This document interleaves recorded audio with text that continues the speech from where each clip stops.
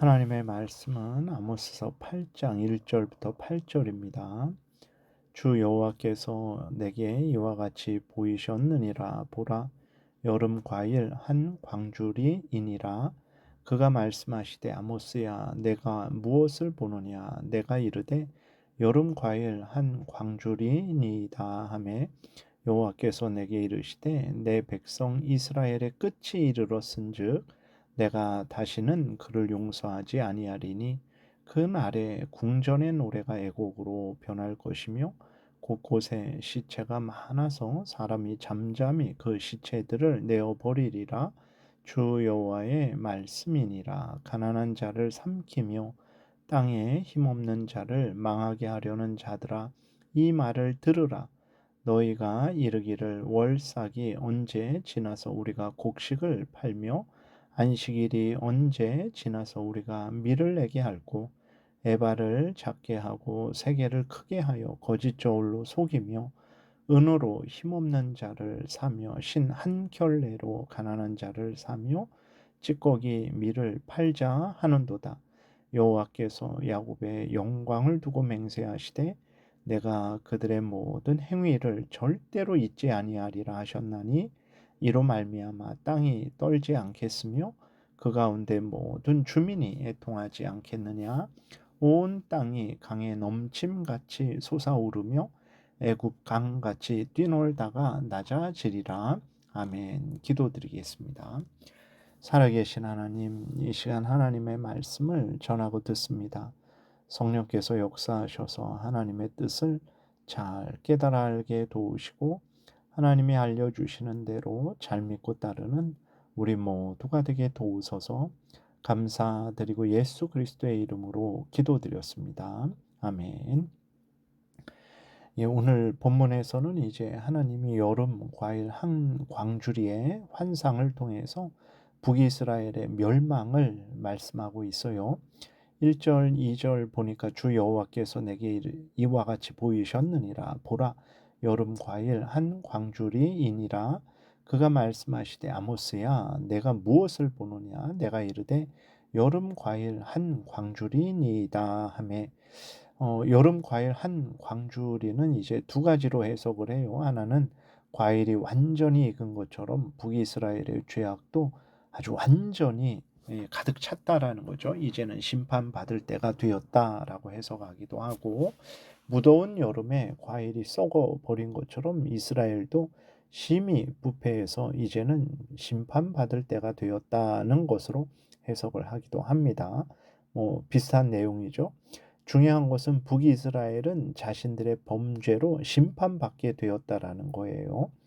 참 안타까운 일이죠. 하나님께서 이스라엘에게 수없이 참아주시며 회개하고 돌이키라고 하셨음에도 이스라엘은 끝까지 회개하지 않았어요. 결국은 자신들의 범죄로 멸망케 되는 그 결과가 초래됐습니다. 여로보암 왕이 된 때가 이제 주전 931년이죠.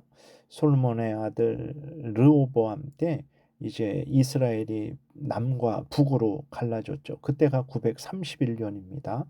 멸망할 때가 722년이죠. 대략적으로 이제 한 210년 정도 이제 하나님이 회개하고 돌이킬 기회를 주셨어요. 그러나 여로보암 왕 때부터 북이스라엘은 전혀 회개하지 않았고 하나님의 말씀을 따르지 않았고 자기들이 만든 우상을 섬기고 자기들 탐욕을 따라서 살아갔습니다. 그래서 결국은 이제 자기들의 죄 때문에 하나님의 진노의 형벌을 받게 된 것입니다. 오늘 우리도 북이스라엘과 같이 하나님의 오래 참으심을 악용해서는 안 됩니다. 이제 범죄할 기회로 삼아서는 절대로 안 돼요. 하나님의 은혜를 악용하는 것 자체가 더욱 큰 죄죠.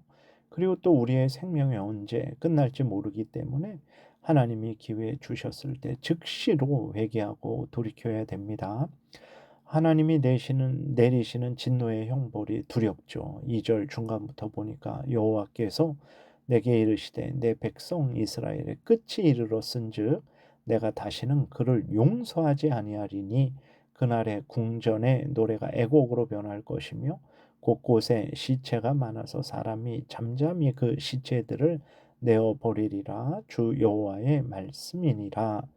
하나님이 엄유하신 진노를 내리시는데 절대로 그 진노를 취소하시지 않겠다. 북이스라엘을 용서하시지 않겠다 말씀을 하세요. 그래서 그날의 궁전의 노래 얼마나 기쁘고 뭐 즐거운 노래였겠습니까? 근데 그걸 애곡으로 변하게 하겠다. 곳곳에 시체가 많게 하겠다. 사람들이 하루 종일 하도 기가 막혀서 말을 하지 못하고 그 시체를 치우는 그러한 비참함이 있을 것이다. 하나님이 이렇게 말씀을 하셨어요. 그래서 북이스라엘이 이러한 재앙을 당한 것은 앞에서 말씀드린 대로 범죄함 때문인데 그 죄가 어떤 죄입니까? 아모스 선지자는 특별히 십계명의 두 번째 돌판을 어긴 죄를 지적하고 있어요. 우리가 분명히 알아야 될 것은 하나님을 섬기지 않는 것도 하나님의 법을 어겼죠. 십계명 첫 번째부터 네 번째 계명을 어긴 거죠. 이웃을 사랑하지 않는 것도 하나님의 법인 하나님의 율법인 십계명 다섯 번째부터 열 번째 계명을 어긴 죄죠. 그래서 첫 번 돌판을 어긴 죄도 멸망할 죄고 두 번째 돌판을 어긴 죄도 멸망할 죄입니다. 다 하나님의 법을 어긴 것이기 때문에 그래요.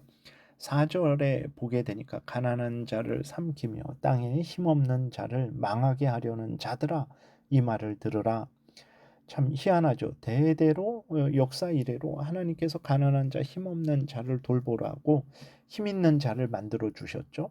뭐 공권력을 주셨죠. 근데 힘 있는 자, 공권력을 가진 자들은 가난한 자, 힘없는 자들을 더 핍박하고 약탈하죠. 네, 참 희한합니다. 이렇게 이웃을 사랑하지 않는 것은 하나님이 주신 책임을 망각하는 거죠.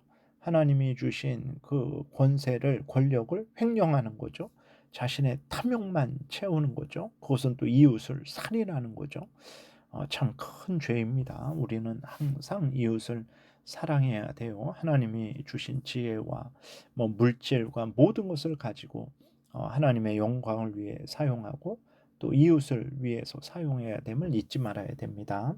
5절 6절 보니까 너희가 이르기를 월삭이 언제 지나서 우리가 곡식을 팔며 안식일이 언제 지나서 우리가 밀을 내게 할고 에바를 작게 하고 세게를 크게 하여 거짓 저울로 속이며 은으로 힘없는 자를 사며 신 한 켤레로 가난한 자를 사며 찌꺼기 밀을 팔자 하는도다 그랬어요. 북이스라엘 백성들은 탐욕으로 가득 찼죠. 그래서 어느 정도입니까? 안식일을 지키는 것은 안중에도 없어요. 그 안식일 때에 자기들이 쾌락을 추구하지 못하고 자기들이 물질을 벌지 못하니까 안식일을 지겨워하고 아주 어떻게 하면 이 안식일이 빨리 지날까 하는 마음만 가졌죠.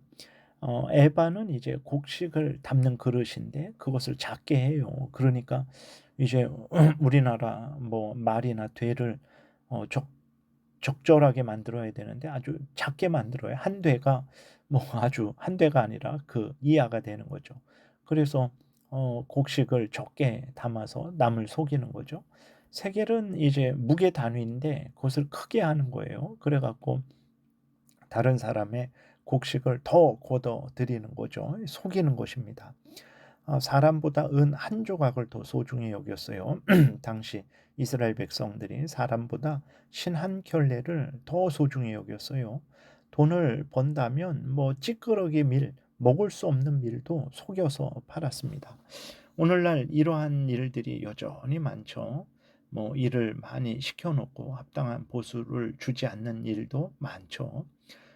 이것은 뭐 경영자만 그런 게 아니죠. 노동자들도 이제 물론 다 그런 건 아니지만 귀족 노조 같은 사람들은 정말 자신들이 일한 것 이상으로 값을 이제 요구하죠. 뭐 또 집을 짓거나 다리를 건축할 때 조금 더 이득 보려고 철근을 빼먹고 부실 공사하는 일들이 있죠. 이런 것들은 돈 때문에 사람의 생명을 하찮게 여기는 거죠. 은 한 조각을 더 소중하게 여기는 것, 신발 한 켤레를 더 소중히 여기는 것과 같은 죄악이죠.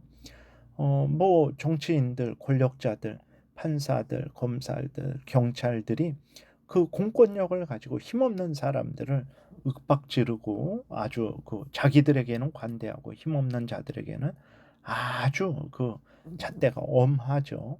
정의를 불의라 하고 불의를 정의라 하는 일들이 여전히 많습니다. 이 모든 악한 일을 하나님이 다 아세요. 절대로 하나님은 잊어버리지 않죠. 하나님은 행한 대로 보응하신다라는 것을 우리가 명심해야 됩니다. 7절 8절에 여호와께서 야곱의 영광을 두고 맹세하시되 내가 그들의 모든 행위를 절대로 잊지 아니하리라 하셨나니 하나님은 잊지 않으십니다. 한 10년 지났으니까 50년 지났으니까 잊으시겠지. 아닙니다. 절대로 잊지 아니하세요. 근데 하나님이 잊으실 때가 있어요. 언제입니까? 우리가 중심으로 회개하고 돌이킬 때 하나님은 잊으십니다. 기억하지 않으세요. 회개하고 돌이켜야지. 그러지 않고 시간이 지나니까 적당히 넘어가겠지. 절대로 하나님은 잊지 않으십니다. 8절 이로 말미암아 땅이 떨지 않겠으며 그 가운데 모든 주민이 애통하지 않겠느냐? 온 땅이 강에 넘침같이 솟아오르며 애굽 강같이 뛰놀다가 낮아지리라.